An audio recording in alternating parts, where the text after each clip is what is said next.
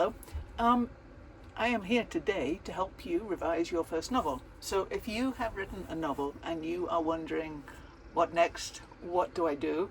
Well, you're in the right place. You see, in this series of videos, in each video I will give you 5 suggestions of ways to look at your work with new eyes, and that's kind of what editors ask for. So if you can go through this before you send it out to an editor, they will really appreciate it.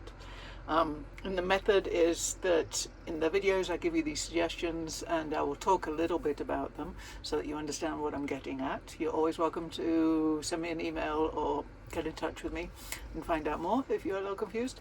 And these will look at different aspects of a novel. So you can use each of these tools, each of these 5 suggestions in this video, for example, and you can go through a chapter at a time, or you can go through the whole book looking at this one thing, say physical descriptions.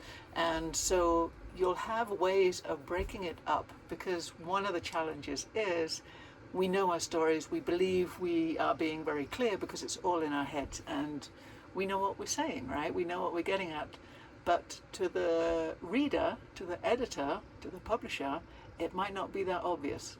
It might be so ingrained in us that we no longer see where we've missed something, because in one version we had that information in, and we really see our characters very clearly, and not everyone does, right? So this is it's like a checklist basically, and I have many. I have lists of them, and I'm teaching a class at the Santa Fe Community College in New Mexico online.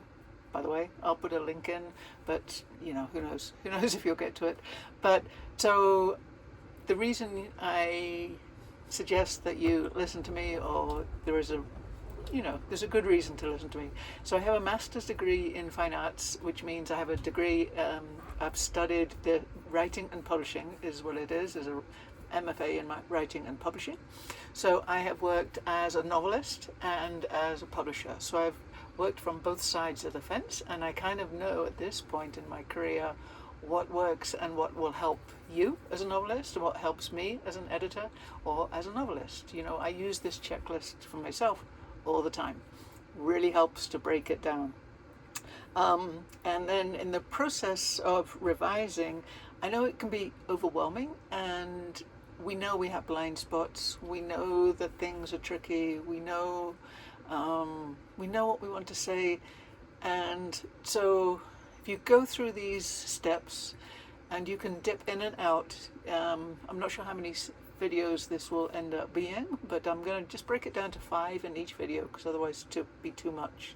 But it gives you the tools to revise your work, to re-see it, to revision it, and to play with it. So you will, at the end of this video, you'll have 5 things that you can work on, and to look at your work, whether it's the long piece, whether it's a short piece. But I have fiction writers in mind. This would work for pretty much anything, to be honest. So at the end of the video, you will have 5 tools to play with, and I do mean play with. I want you to enjoy the process of revising your work and revising your novels. I have over 20 books published in print at this point. I think about 10 of them are novels, and then I have memoirs, short stories, prose poetry, and then also cartoons and photos and travel stories. So I've done the whole range, but today I'm focusing on the novelist because that's my passion and that's where I began. So, does that sound good? Okay, we're going to start there. You're going to see me looking down so that I make sure I hit all the right points, okay? So, anyways, revising for me is always the biggest challenge. Personally, I love the process of getting the story out.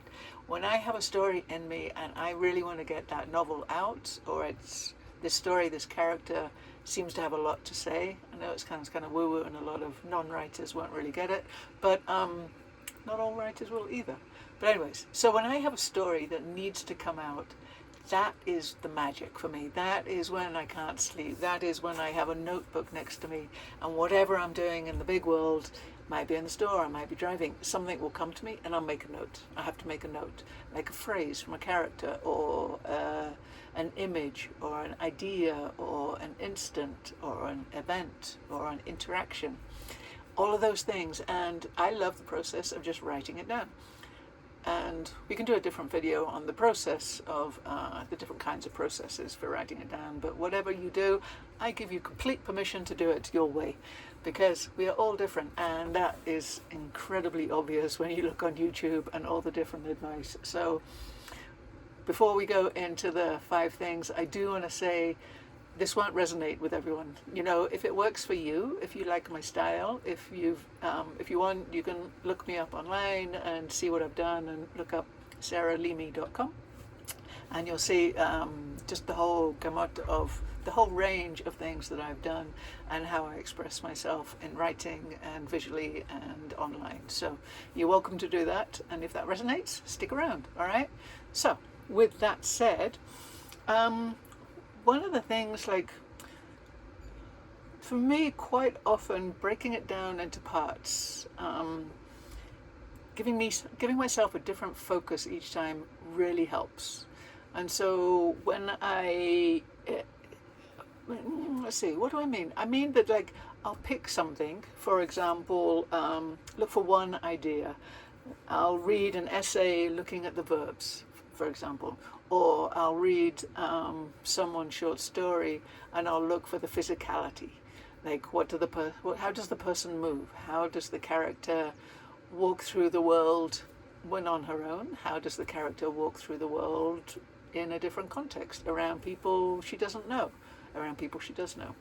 So things like that. And you can, what I suggest is take these different things to think about and go through a chapter with just one in mind. So you're not looking at the story. This is really important. You're not looking at the story as such. You're not thinking about the whole big novel, the 60,000, 70,000 words or whatever it is you have. You just want to focus on that aspect and go through a chapter. See how it is. See if there's anything you can tweak. So we'll start with first lines, right? Okay, so think about your first line. What does it do? Cut it, change it, try again, step back, read it out loud. Look at that first paragraph. Did that changing that first line change the rest of the paragraph? Think about that first line and the rhythm and the power of it. Does it grab someone's attention? Think about that first line in someone that knows nothing about the story.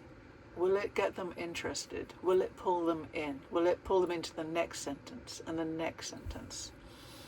Another thing with that first line, does it sound like you want it to sound?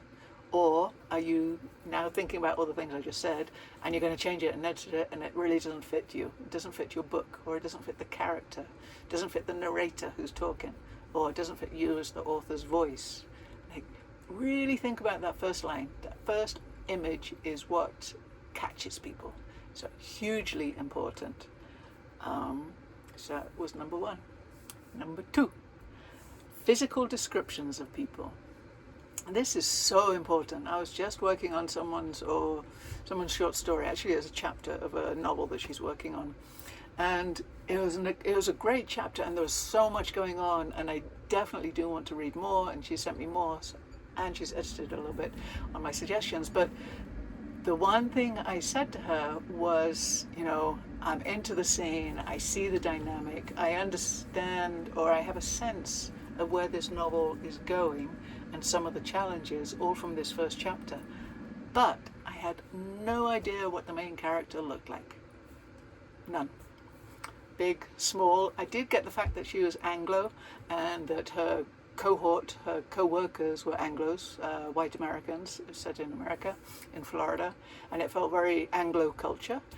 And that was it. I didn't have anything beyond that. And so I really want you to think about the physical descriptions of people. Everyone, even if it's just a line can make all the difference. So give the visuals as soon as possible, even if indirectly, to let the reader imagine what you want them to see.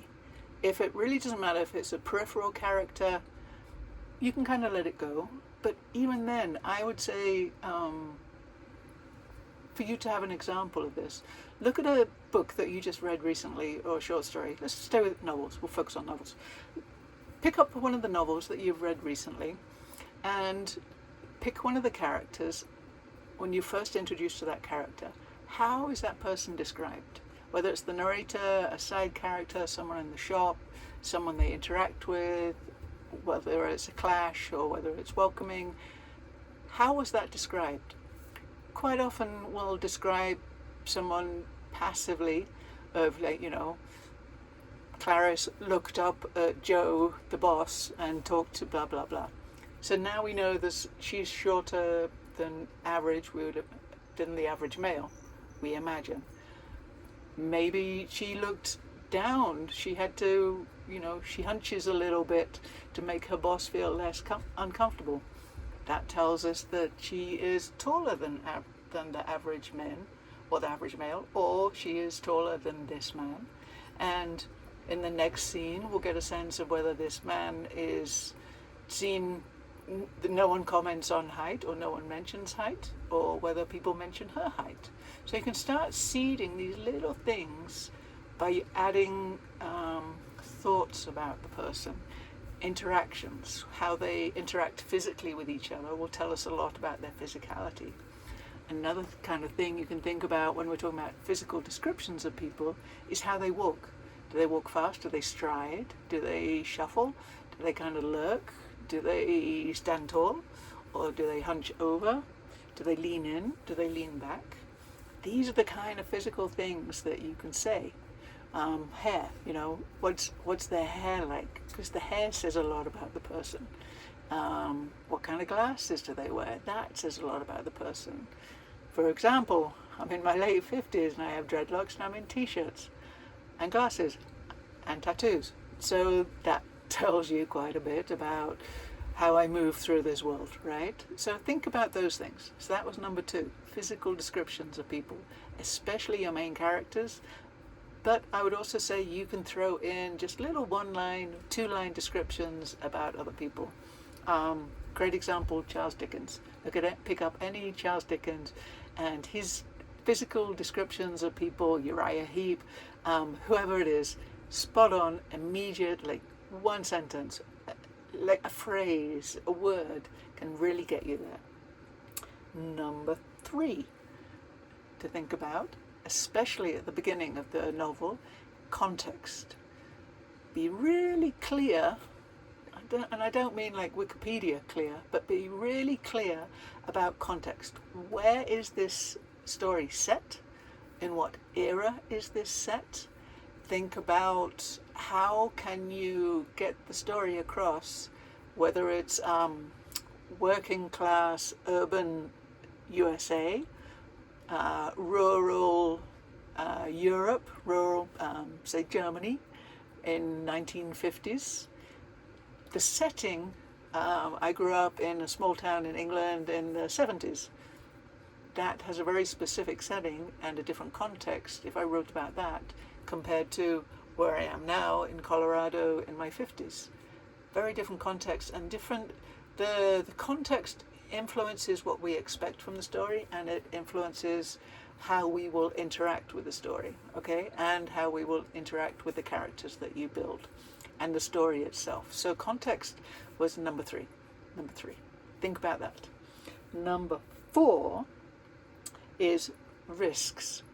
Raise the stakes. Think about how can you raise the stakes.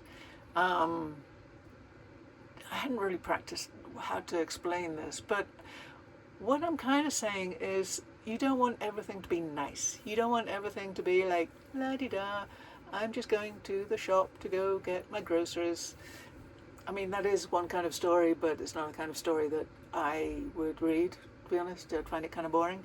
But if I was going to the store, or the story I was reading, that someone was going to the store because they had to pick up that migraine medicine before they started throwing up, it raised the stakes. It doesn't necessarily change the story arc and the process of where you're going with the story. It gives you a reason to care and a reason to be like, huh, is she gonna, does she really have a bad migraine, or does she use these pills as an excuse to kind of zone out and go to bed and shut out the world? So think about how can you raise the stakes. In each chapter you want a little bit of tension. I'll go into that in a different video, we'll talk about tension, but you want some tension in each chapter of, will she get what she wants or will she be thwarted? And little hint, you kind of want her to be thwarted as much as possible. You want things not to go that smoothly, things to be unexpected, like life, right? So that was number 4, and that was risks. And 5, the last one for today, is choices. What do I mean by choices? I want you to go through each chapter, and whether it's you drop in and out or whether you do it chronologically, I'd almost suggest you drop in and out for all of these things, because then it just kind of makes it pop and a little more interesting, and we don't get caught up in the story. So anyways, number 5, choices. So you want to give the characters choices and also give them unpredictable responses. Simple things. What kind of medicine does she go to get? Say this woman's gone to the farm, gone to, I don't know, a big box store in town, in her nearest town, to go get medicine for her headache, but something else pops up as an option or a choice. Does she take it? And if she does take it, how does that affect the next thing? So you always want to make your character have agency, have the ability to make choices, to make unpredictable choices, makes it more interesting, and or to have those choices negated by someone else. So those are the 5 tools, revision tools for this week. I'm going to probably do this like once a week for a while. So they were, first line, what does it do? What happens if you cut it? What happens if you change it? Number 2, physical descriptions of people. Number 3, context and physical settings and era. How does that affect the expectations of the reader and the interactions of the people? Number 4 was risks, raising the stakes constantly. And number 5 was choices, making your characters, especially your protagonists, your narrators, have the ability to make choices, to have an active role in their life, and also for those choices to be negated by other people. So that's it for today. I hope that helps you. Stick around, and here's the little pitch. I do have a group on School called Get Creative, and I do a lot of, there's a lot of courses in there, there's live chat, there's community chat where we share resources, editing help, writers, artists, photographers, performers, all trying to help each other work on their projects.